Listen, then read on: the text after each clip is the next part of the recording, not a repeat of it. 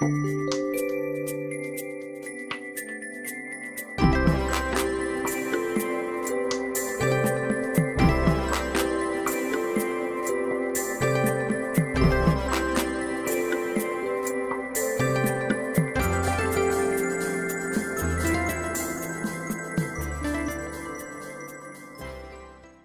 Aquarius. Welcome to Pandora Astrology's monthly horoscope for November of 2022.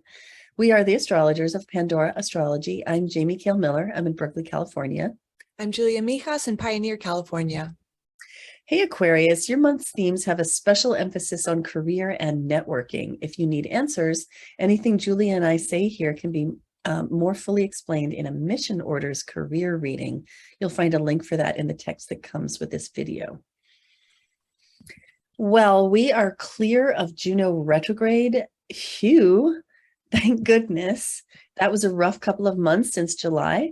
If you want to find out more about it, especially if your relationships have undergone some changes in the last several months, then you might want to check out the videos that we've made about this in our playlists on our YouTube channel, Pandora Astrology, in the news playlists for July, September, and October. Look for stuff about Juno because, yeah, relationships have really gone through it. So Ceres is in Virgo all this month, and here she is. Ceres is all about good stewardship of the ways that you connect with the physical world, your body, the food that you eat, and the money that you make. And so Ceres brings these themes wherever she goes, and she's passing right now through your 8th house of transformation and metamorphosis. So it might be a rocky 2 months that you're in the middle of for your finances. Be careful of things that might bring upheaval. Be thoughtful about how you take risks financially last month and this month, and maybe spilling into next month too. And also be thoughtful about where you invest your money, with who, and where you, and how you place your trust around your money while Ceres is traveling this house. Then we have Jupiter, which is in Pisces. Jupiter is retrograde right now and has backed up into Pisces and will be here in Pisces for this month in your 2nd house. So this is probably the tail end of a money luck period that you've been having, which might have covered mostly last year, but a little bit of this year too. It might be the very last bit of money luck that you could be harvesting. And if so, you should definitely be doing that while it's going on. So if you're feeling confident about your earning power and the value that you bring, then this could be the time to ask for that raise or to look for better prospects. Jupiter is going to go direct on November 23rd. And so that could be a really good time to make your move. Hey, Julia, I know you've got some really big news about Mars retrograde this month. Oh, yes, certainly. So Mars is retrograde all month. It's going to be retrograde for the next couple of months. And this is all happening in your 5th house.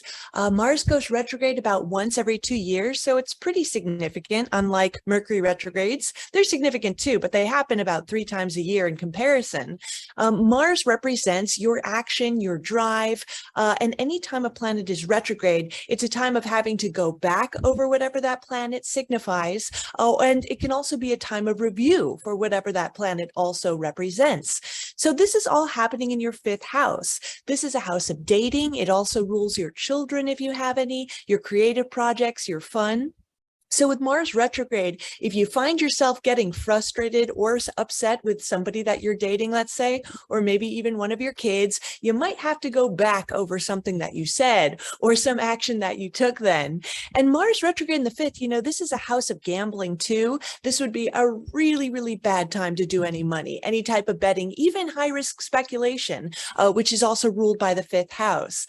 And, in terms of your creativity, let's say you're a creative type, or if you're just just sort of, if some of your fun and hobbies involve sports, this can also be a particularly frustrating time where you might have to be redoing and reviewing some of your creative drive as well. Now, Mercury is going to be starting the month in your 10th house. That's the planet that represents your mind. And the 10th house is a very public house and also represents your career. So your mind is on your career now. You could be very sort of preoccupied with where you're going, or maybe the next career you'd like to get into.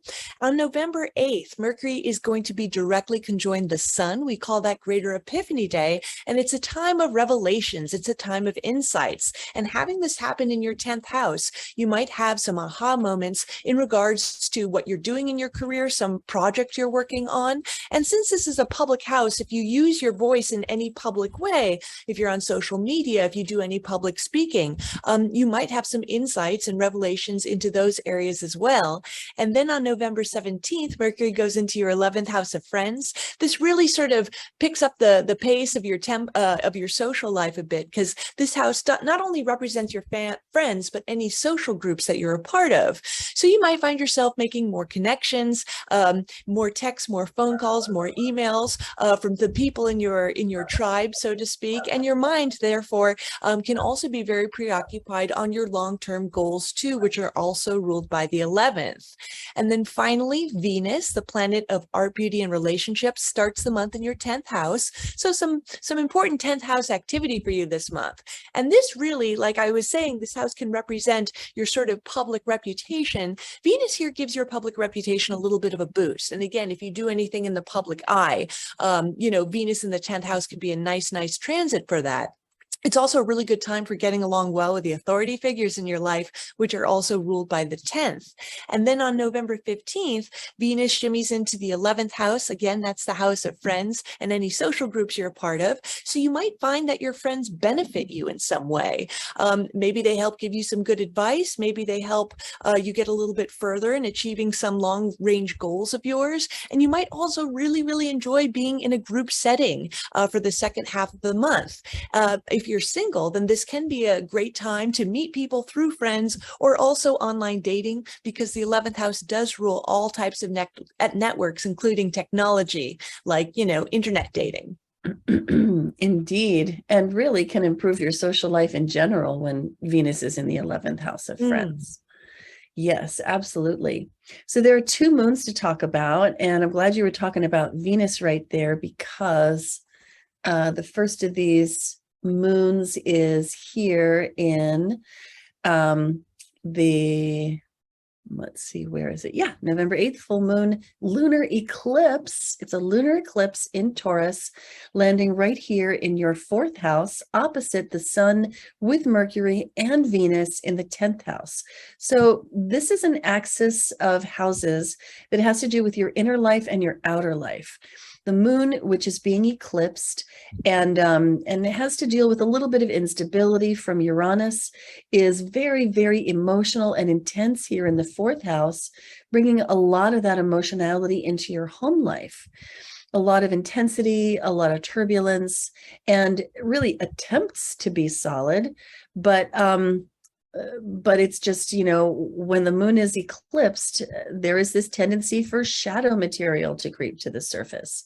So I think it's important to watch out for big emotional outbursts, especially at home. Now, opposite this, we have the sun with Mercury and Venus up here in the 10th house, which is the domain of career. Now, we're calling this moon physical freedom versus emotional entanglements, because this moon in Taurus with Uranus is really pulling for freedom and independence. What's mine is mine. It's not yours. I am me. I'm not going to do what you want. There's a very rebellious feeling about this. And then opposite to the sun, Mercury, and Venus up here in the 10th house, that are trying to be more social, more relatable, and in the domain of career. So it wouldn't be surprising if there was some turbulence in your work-life balance because of all this stuff. Now, later on in the month, we have a seasonal change here on November 22nd. the sun leaves the sign of Scorpio and moves on into Sagittarius and begins to shift the emphasis away from career, which is 10th house, and into networking, which is the 11th house. And notice that earlier in the month, there was all of this energy here in your 10th house saying, pay attention to career. Notice what's going on there. It's a very social, very lively arena. And then here towards the end of the month, by the time the sun moves into the 11th, there's not so much going on there with career, and instead it's all very focused on community. Now, community can mean circles of friends, personal acquaintances, but it can also mean your work networks, the people that you know through your work, that you are connected to through your work, whether that's your Rolodex, of customers, or whether it's your followers online, or whether it's your emailing list. But any way you look at it, when the sun moves into the 11th house, it's time to put some high quality attention on those people who surround you, support you, and form your social safety net. So this is a really good month for doing that, while the Sagittarian sun is passing along your 11th house for the 30 days proceeding from November 22nd. Now, the last thing I want to tell you about is the new moon in Sagittarius, and that's on the 23rd. Right here, we see the moon is in Sagittarius. It's actually here, it's closer to the sun, but it's in the end of Scorpio, and I really want you to have a good view of this. So let me just shift this by some hours, and there you can see the sun and the moon together in Sagittarius right there in your 11th house, lighting it up and suggesting maybe now is the time for community gatherings, bringing people together. This particular new moon has a very buoyant and bubbly mood to it. We're calling it the wisdom of foolish hope. And that's because this moon is in Sagittarius, which tends to be a very upbeat, positive, and optimistic kind of a sign. And the moon in Sagittarius makes that into a mood. The moon is about moods. And so the mood is very buoyant. And also this moon trines Jupiter, which is the ruler of Sagittarius. So that just adds more buoyancy, or perhaps hot air, if you will. And then Pallas Athena, which is an archetype to do with wisdom, as is Jupiter. So that's a really strong theme. But this moon is so buoyant, so hopeful, that it might be about unrealistic hopes. And in fact, this might be a time when having unrealistic hopes is actually a good idea. And so infusing your community, your followers, your friends, your social groups, and even your political alignment, like your political demographics, like the tribe that you feel like you belong to, infusing those people with hope and positivity about moving forward with the group's agenda. This is absolutely the time to be doing that. Well, that's what we have for you today. Thank you for watching. If you enjoyed this video, please be sure to like, share, and subscribe. You can find out more about this month's moons and Mars retrograde, especially on our website, pandoraastrology.com, in the forecast tab.